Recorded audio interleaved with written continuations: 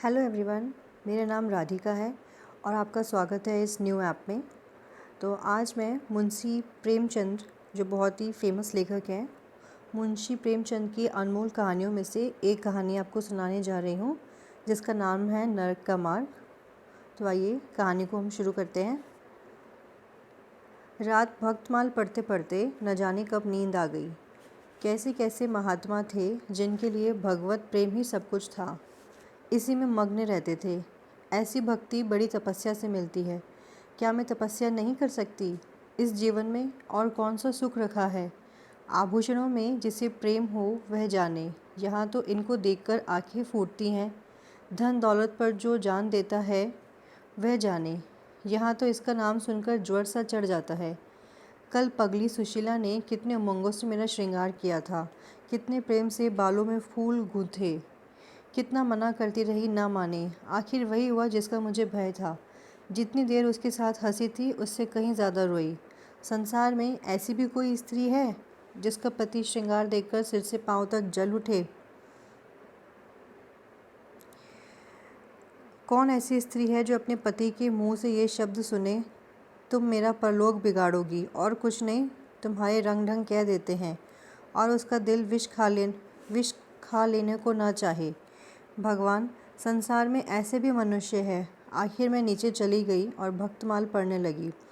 अब वृंदावन बिहारी ही की सेवा करूंगी, उन्हीं को अपना श्रृंगार दिखाऊंगी। वह तो देखकर ना जलेंगे, वह तो मेरे मन का हाल जानते हैं। भगवान, मैं अपने मन को कैसे समझाऊं? तुम अंतर्यामी हो, तुम मेरे रोम रोम का हाल जानते हो। मैं चाहती हूँ कि अपना इष्ट समझूं, उनके चरणों की सेवा करूं, उनके इशारे पर चलूं। उन्हें मेरी किस बात से, किस व्यवहार से नामात्र भी दुख ना हो। वह निर्दोष है। जो कुछ मेरे भाग्य में था वह हुआ। ना उनका दोष है, ना माता पिता का। सारा दोष मेरे नसीबों का ही है। लेकिन ये सब जानते हुए भी जब उन्हें आते देखती हूँ तो मेरा दिल बैठ जाता है। जी चाहता है इनकी सूरत ना देखूं, बात तक करने को जी नहीं चाहता। कदाचित शत्रु को भी देखकर किसी का मन इतना क्लांत ना होता होगा। उनके आने के समय दिल में धड़कन से होने लगती है। दो एक दिन के लिए कहीं चले जाते हैं तो दिल पर से एक बोझ सा उठ जाता है। हंसती भी हूँ, बोलती भी हूँ, जीवन में कुछ आनंद आने लगता है। लेकिन उनका आने का समाचार पाते ही फिर चारों ओर अंधकार। चित्त की ऐसी दशा क्यों है, यह मैं नहीं कह सकती। मुझे तो ऐसा जान पड़ता है कि पूर्व जन्म में हम दोनों में बैर था। उसी बैर का बदला लेने के लिए इन्होंने मुझसे विवाह किया है। वही पुराने संस्कार हमारे मन में बने हुए हैं। नहीं तो वह मुझे देख देख कर क्यों जलते और मैं उनकी सूरत से क्यों घृणा करती। विवाह करने का तो ये मतलब नहीं हुआ करता। मैं अपने घर इससे कई सुखी थी। कदाचित मैं जीवन पर्यंत अपने घर आनंद से रह सकती थी। लेकिन इस लोक प्रथा का बुरा हो जो अभागिनी कन्याओं को किसी न किसी पुरुष के गले में बांध देना अनिवार्य समझती है। वह क्या जानता है कि कितनी युवतियां उसके नाम को रो रही हैं, कितने अभिलाषाओं से लहराते हुए कोमल हृदय उसके पैरों तले रौंदे जा रहे हैं। युवती के लिए पति कैसी कैसी मधुर कल्पनाओं का स्रोत होता है। पुरुष में जो उत्तम है, श्रेष्ठ है, दर्शनीय है, उसकी सजीव मूर्ति इस शब्द के ध्यान में आते ही उसकी नज़रों के सामने आकर खड़ी हो जाती है। लेकिन मेरे लिए ये शब्द क्या है? हृदय में उठने वाला शूल, कलेजे में खटकने वाला कांटा, आँखों में गड़ने वाली किरकिरी, अंतकरण को बेधने वाला व्यंग्य बाण। सुशीला को हमेशा हंसते देखती हूँ। वह कभी अपनी दरिद्रता का गिला नहीं करती। गहने नहीं हैं, कपड़े नहीं हैं, भाड़े के नन्हे से मकान में रहती है। अपने हाथों घर का सारा कामकाज करती है, फिर भी उसे रोते नहीं देखती। अगर अपने बस की बात होती तो आज अपने धन को उसकी दरिद्रता से बदल लेती। अपने पतिदेव को मुस्कुराते हुए घर में आते देखकर उसका सारा दुख दारिद्र्य छूमंतर हो जाता है। छाती गजबर की हो जाती है। उसके प्रेमालिंगन में वह सुख है जिस पर तीनों लोक का धन न्यौछावर कर दूं। आज मुझसे जब्त ना हो सका। मैंने पूछा, तुमने मुझसे किस लिए विवाह किया था? यह प्रश्न महीनों से मेरे मन में उठता था, पर मन को रोकती चली आती थी। आज प्याला छलक पड़ा। यह प्रश्न सुनकर कुछ बौखला से गए। बगले झाँकने लगे, खीसे निकालकर बोले, घर संभालने के लिए, गृहस्थी का भार उठाने के लिए, और नहीं क्या भोग विलास के लिए? घरनी के बिना यह आपको भूत का डेरा सा मालूम होता था। नौकर चाकर घर की संपत्ति उड़ाए देते थे। जो चीज़ जहाँ पड़ी रहती थी वहीं पड़ी रहती थी, कोई उसको देखने वाला ना था। तो अब मालूम हुआ कि मैं इस घर की चौकसी करने के लिए लाई गई हूँ। मुझे इस घर की रक्षा करनी चाहिए और अपने को धन्य समझना चाहिए कि ये सारी संपत्ति मेरी है, मुख्य वस्तु संपत्ति है। मैं तो केवल चौकीदारिन हूँ। ऐसे घर में आज ही आग लग जाए। अब तक तो मैं अनजाने में घर की चौकसी करती थी। जितना वह चाहते हैं उतना ना सही, पर अपनी बुद्धि के अनुसार अवश्य करती थी। आज से किसी चीज़ को भूलकर भी छूने की कसम खाती हूँ। यह मैं जानती हूँ कि कोई पुरुष घर की चौकसी के लिए विवाह नहीं करता। और इन महाशय ने चिढ़कर यह बात मुझसे कही। लेकिन सुशीला ठीक कहती है, इन्हें स्त्री के बिना घर सूना लगता होगा, उसी तरह जैसे पिंजरे में चिड़िया को ना देखकर पिंजरा सूना लगता है। यह हम स्त्रियों का भाग्य। मालूम नहीं इन्हें मुझ पर इतना संदेह क्यों होता है। जब से नसीब इस घर में लाया है, इन्हें बराबर संदेह मूलक कटाक्ष करते देखती हूँ। क्या कारण है? ज़रा बाल गुतवा कर बैठी और ये ओट चबाने लगी। कहीं जाती नहीं, कहीं आती नहीं, किसी से बोलती नहीं, फिर भी इतना संदेह। यह अपमान असहाय है। क्या मुझे अपनी आबरू प्यारी नहीं? ये मुझे इतनी छिचोरी क्यों समझते हैं? इन्हें मुझ पर संदेह करते लज्जा भी नहीं आती। काना आदमी किसी को देखता है तो समझता है लोग मुझी पर हंस रहे हैं। शायद इन्हें भी यही वहम हो गया कि मैं इन्हें चिढ़ाती हूँ।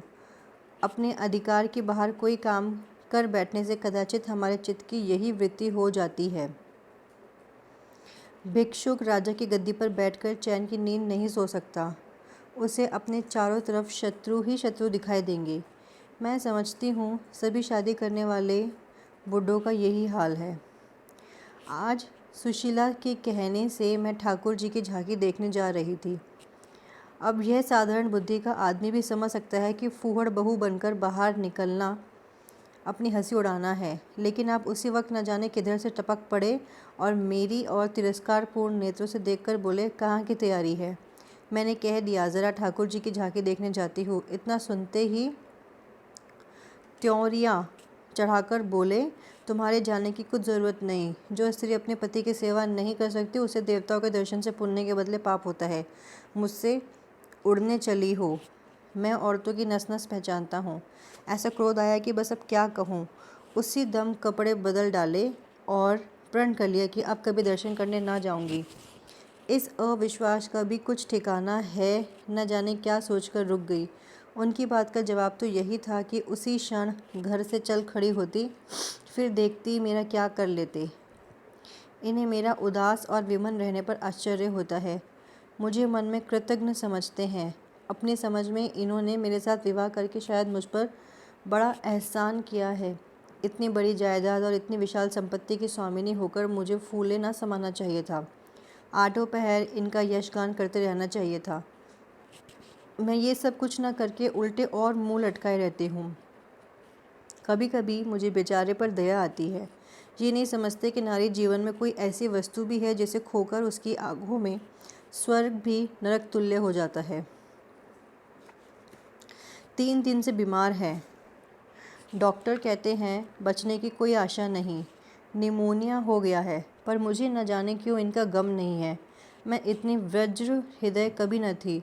न जाने वह मेरी कोमलता कहाँ चली गई। किसी बीमार की सूरत देखकर मेरा हृदय करुणा से चंचल हो जाता था। मैं किसी का रोना नहीं सुन सकती थी।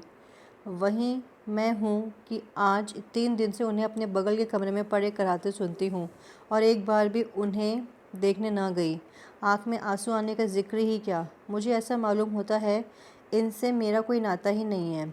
मुझे चाहिए कोई पिशाचिनी कहे चाहे उल्टा, पर मुझे तो ये कहने में लेश मात्र भी संकोच नहीं है कि इनकी बीमारी से मुझे एक प्रकार का ईर्ष्या में आनंद आ रहा है। इन्होंने मुझे ये कारावास दे रखा है।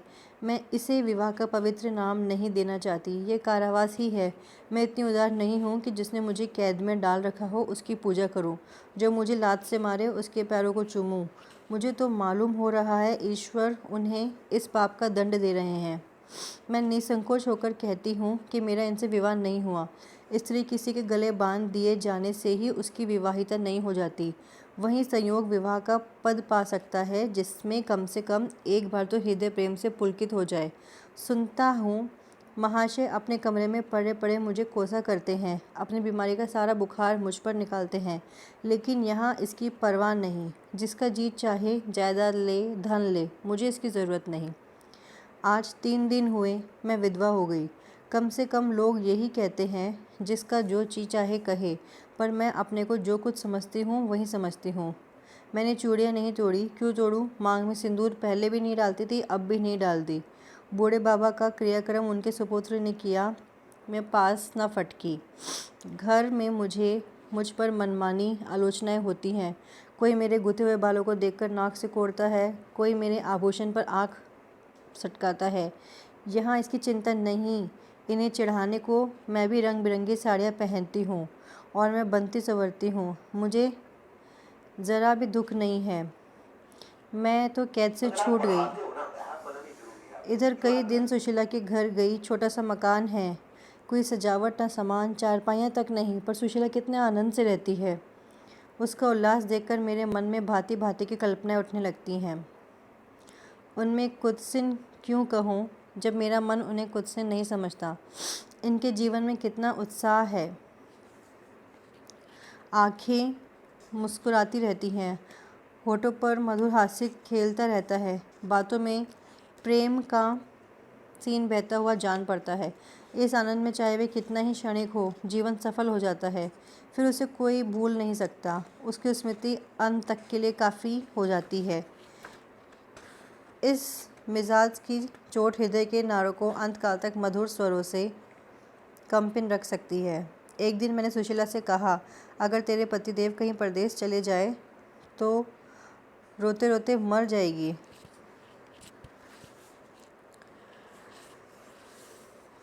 सुशीला गंभीर भाव से बोली, नहीं बहन, मरूंगी नहीं। उनकी याद सदैव प्रफुल्लित करती रहेगी, चाहे उन्हें परदेश में बग्यो लग जाए।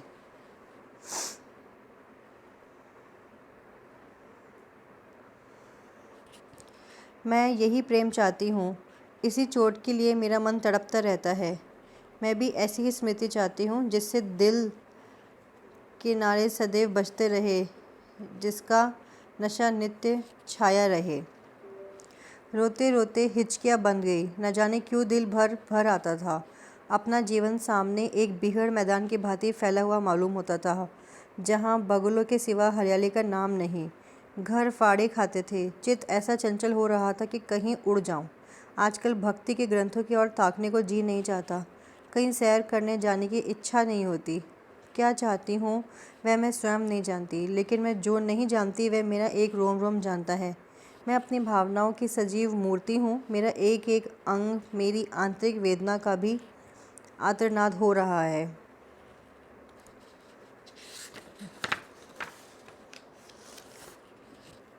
मेरे चित्त की चंचलता उस अंतिम दशा को पहुंच गई जब मनुष्य को निंदा की न लज्जा रहती है और न भय। जिन लोभी स्वार्थी माता पिता ने मुझे कुएं में ढकेला, जिस पाषाण हृदय प्राणी ने मेरी मांग में सिंदूर डालने का स्वांग किया, उनके प्रति मेरे मन में बार बार दुष्कामनाएं उठती है। मैं उन्हें लज्जित करना चाहती हूँ। मैं अपने मुंह में कालिख लगाकर उनके मुख में कालिख लगाना चाहती हूँ। मैं अपने प्राण देकर उन्हें प्राण दर्द दिलाना चाहती हूँ। मेरा नारीत्व लुप्त हो गया है। मेरे हृदय में प्रचंड ज्वाला उठी हुई है। घर के सारे आदमी सो रहे थे। मैं चुपके से नीचे उतरी, द्वार खोला और घर से निकली, जैसे कोई प्राणी गर्मी से व्याकुल होकर घर से निकले और किसी खुली जगह की ओर दौड़े। उस मकान में मेरा दम घुट रहा था। सड़क पर सन्नाटा था। दुकानें बंद हो चुकी थी। सहसा एक बुढ़िया आती हुई दिखाई दी। मैं डरी कहीं चुड़ैल ना हो। बुढ़िया ने मेरे समीप आकर मुझे सिर से पांव तक देखा और बोली, किसकी राह देख रही हो? मैंने चिढ़कर कहा, मौत की। बुढ़िया, तुम्हारे नसीबों में तो अभी ज़िंदगी के बड़े बड़े सुख भोगने लिखे हैं। अंधेरी रात गुजर गई, आसमान पर सुबह की रोशनी नज़र आ रही है। मैंने हंसकर कहा, अंधेरे में भी तुम्हारी आंखें इतनी तेज़ है कि नसीबों की लिखावट पढ़ लेती है। बुढ़िया, आँखों से नहीं पढ़ती बेटी, अकल से पढ़ती हूँ। धूप में चूड़े नहीं सफ़ेद किए हैं। तुम्हारे बुरे दिन गए और अच्छे दिन आ रहे हैं। हंसो मत बेटी, यही काम करते इतनी उम्र गुजर गई। इस बुढ़िया की बदौलत जो नदी में कूदने जा रही थी, वो आज फूले की सोच पर सो रही है। जो जहर का प्याला पीने को तैयार थी आज दूध की कुल्लियाँ कर रही है। इसलिए इतनी रात गए निकलती हूँ कि अपने हाथों किसी अभागिन का उद्धार हो सके तो करूँ। किसी से कुछ नहीं मांगती, भगवान का दिया सब कुछ घर में है। केवल यही इच्छा है कि अपने से जहाँ तक हो सके दूसरों का उपकार करूं। जिन्हें धन की इच्छा है उन्हें धन, जिन्हें संतान की इच्छा हो उन्हें संतान। बस और क्या कहूँ। वह मंत्र बता देती है कि जिससे जो इच्छा हो वो पूरी हो जाए। मैंने कहा, मुझे न धन चाहिए न संतान, मेरी मनोकामना तुम्हारे बस की बात नहीं। बुढ़िया हंसी। बेटी, जो तुम चाहती हो वह मैं जानती हूँ। तुम वह चीज़ चाहती हो जो संसार में होते हुए स्वर्ग की है, जो देवताओं के वरदान से भी ज़्यादा आनंदप्रद है, जो आकाश कुसुम है, गूलर का फूल है और अमावस का चांद है। लेकिन मेरे मंत्र में वह शक्ति है जो भाग्य को भी संवार सकती है। तुम प्रेम की प्यासी हो, मैं तुम्हें उस नाव पर बैठा सकती हूँ जो प्रेम के सागर में प्रेम की तरंगों पर क्रीड़ा करती हुई तुम्हें पार उतार दे। मैंने उत्कंठित होकर पूछा, माता तुम्हारा घर कहाँ है? बुढ़िया, बहुत नज़दीक है बेटी, तुम चलो तो मैं अपनी आँखों पर बैठाकर ले चलूँ। मुझे ऐसा मालूम हुआ कि ये कोई आकाश की देवी है, उसके पीछे पीछे चल पड़ी। वह बुढ़िया जिसे मैं आकाश की देवी समझती थी नरक की डायन निकली। मेरा सर्वनाश हो गया। मैं अमृत खोजती थी, विष मिला। निर्मल स्वच्छ प्रेम की प्यासी थी, गंदे विषाक्त नाले में गिर पड़ी। वह वस्तु ना मिलनी थी, ना मिली। मैं सुशीला का सा सुख चाहती थी, कुलटाओं का विषय वास्ता नहीं, लेकिन जीवन पथ में एक बार उल्टी राह चलकर फिर सीधे मार्ग पर आना कठिन है। लेकिन मेरे अधपतन का अपराध मेरे सिर नहीं, मेरे माता पिता और उस बूढ़े पर है जो मेरा स्वामी बनना चाहता था। मैं ये पंक्तियाँ न लिखती, लेकिन इस विचार से लिख रही हूँ कि मेरी आत्मकथा पढ़कर लोगों की आंखें खुले।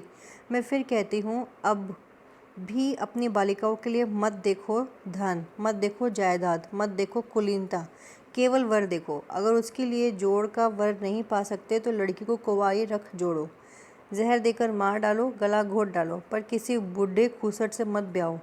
स्त्री सब कुछ सह सकती है, दारुण से दारुण दुख, बड़े से बड़ा संकट। अगर नहीं सह सकती तो अपने यौवन काल की उमंगों का कुचला जाना।